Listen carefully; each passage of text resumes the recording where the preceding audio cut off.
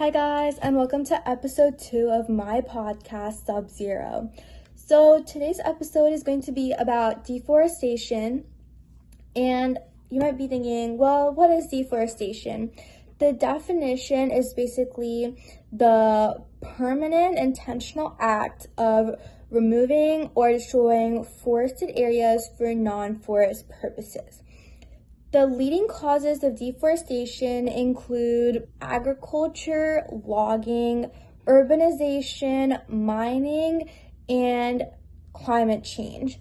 So first we'll be looking into the agricultural portion of deforestation. 36 to 41% of agricultural deforestation is done for cattle farming. Cattle farming is basically raising cows to be sent into the meat industry.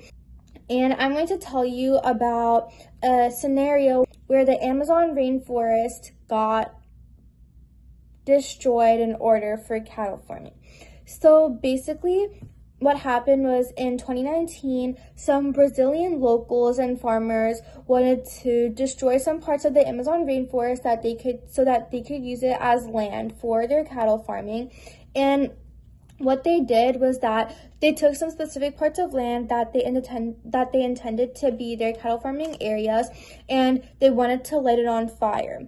But the Amazon rainforest is hard to light on fire because it's very moist and it's very damp there. So what they did was, over the course of a couple months, they chopped down biomass and they dried it out to make the forest more flammable. And then during the August of 2019, they chose one of the hottest and windiest days of the year to set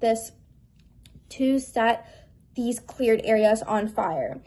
But what happened was that they weren't able to control the fires that were set, and it wasn't contained within the specific area that they intended for it to stay in, and these fires spread throughout the Amazon rainforest and helping them with their cattle farming.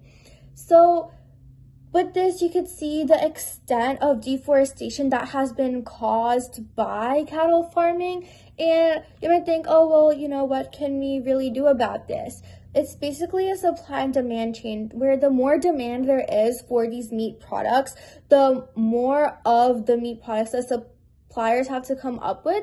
And in order to have more cows to go into the meat industry, they need to have more land to raise these cows on. So there needs to be more deforestation. So by buying less meat, you can reduce the demand for your meat products, which will also reduce the need for deforestation in order to have land to grow these cows on. Now, a second leading cause of deforestation is logging.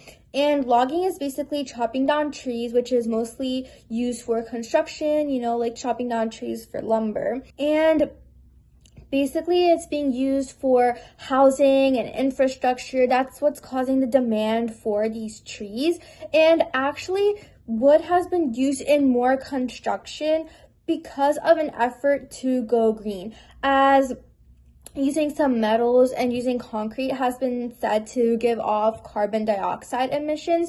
In an effort to have better air quality and go green, wood is now being used more for construction. But this actually backfires because as you are using more wood for more construction, you are also contributing to deforestation. So this is kind of an effort where you're trying to go green, but you're actually ending up causing damage too. You're actually ending up causing harm. One of the other major causes of deforestation are mining. And mining is mostly for steel, digging up steel that is underground. And there's also an effort to go green within the increased need for mining. If you take gas cars and electric vehicles, for example, you would say, well, electric vehicles are better for the environment because it's contributing less pollution than gas vehicles. But these batteries that are in electric vehicles actually need minerals that can only be obtained by mining. So So again, in an effort to go green, you're kind of also causing harm for the environment because more mining leads to more deforestation, and there's also other consequences of mining on our environment too.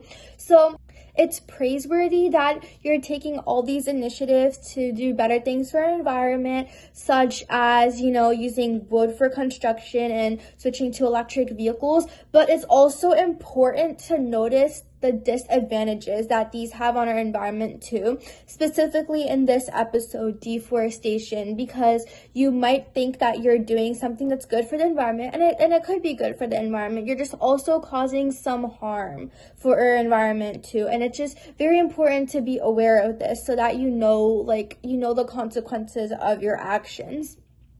Now, the final cause of deforestation that I'm going to talk about is climate change. And, with climate change, it's like global warming, there's global warming, and global warming does cause natural forest fires. So this also leads to many trees dying. Some other consequences of global warming and climate change that can lead to deforestation are, warmer winters. Less harsher winters in North America have actually caused the pine beetle population to explode. And this causes the pine beetles to go and wipe out a lot of trees that they see. A lot of weather changes have caused many insects and pests to go wipe out tree populations, which is also leading to the destruction of trees. And also, with droughts and hotter weather, it just causes trees to start withering off. So that could also be really detrimental for our trees because, these harsher weathers are causing these bugs to go invade our trees, and they're also causing trees to die off because they're not having a desirable weather condition. So you might be thinking why are trees so important? Or what's going to happen if we chop down trees? Well, trees are actually really important because they contribute extremely to biodiversity, and they do this by providing different habitats for different animals. They provide shelter, they provide a cooler weather. Tree roots also hold up our soil, and most importantly, trees give off oxygen, which is very, very important. So, it might not seem as great of an issue as it is if for, every tree that we chop down, we planted another tree, because then there wouldn't really be a net loss of trees. The amount of trees that we have in the environment would stay stable. But for every 8 trees that we cut down, only 1 tree is being planted. Annually, around 15 billion trees are being cut down globally, and only 1.9 billion trees are being planted in return. This leads to a net loss of around 13 billion trees every year. And this means that our last tree will fall in 200 years. How close is that? 200 years might seem like it's very far away, but it's not. It's only about 3 generations. That's how soon we are from witnessing the fall of our last tree. Now, this is without taking natural events into consideration, like the natural regrowth of trees or the natural death of trees. So if you do take these natural events into consideration, our last tree will fall in around 300 years, which genuinely isn't that